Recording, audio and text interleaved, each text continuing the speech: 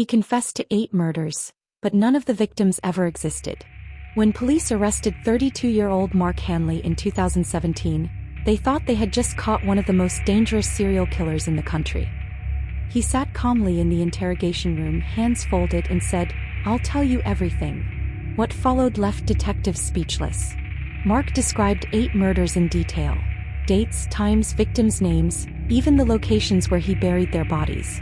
He gave them chilling stories about women he met at bus stops, men he strangled in hotel rooms, and one child whose disappearance had haunted the local news for years. Every description matched real places. Every confession sounded real. But when investigators followed up, there were no missing persons. No bodies.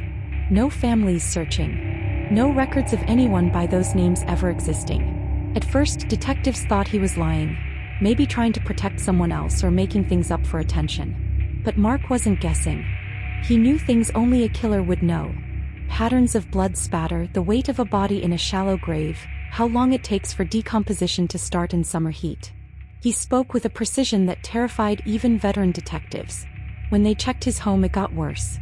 In his basement, they found 8 binders, each labeled with a victim's name.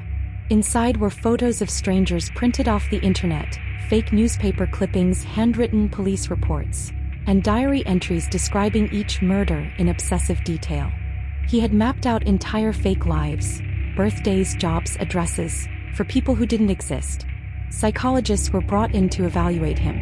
They discovered that Mark had created a complete alternate world in his mind. A world where he was a killer driven by guilt and control. He wasn't a murderer. He was a man lost in his own delusions. But the most disturbing part came next. When police ran a digital forensic scan of his laptop, they found something no one could explain. Folders labeled future victims. Each one contained real photos of people from social media. Random strangers, with names and locations written beside them. He hadn't killed anyone yet, but he was preparing to. Mark was diagnosed with a rare form of psychosis combined with narcissistic delusions. He believed his imaginary murders gave him purpose, that by confessing to them he could make the world remember him. He was sentenced not to prison, but to a secure psychiatric hospital where he still lives today. Sometimes he still talks about his victims. He says they visit him at night to thank him for giving them a story. And when guards check his room, they often find new names written on scraps of paper. Names that belong to real people. People who are still alive, for now. So what do you think? Was Mark Hanley a delusional storyteller? Or was he confessing to crimes that just haven't happened yet?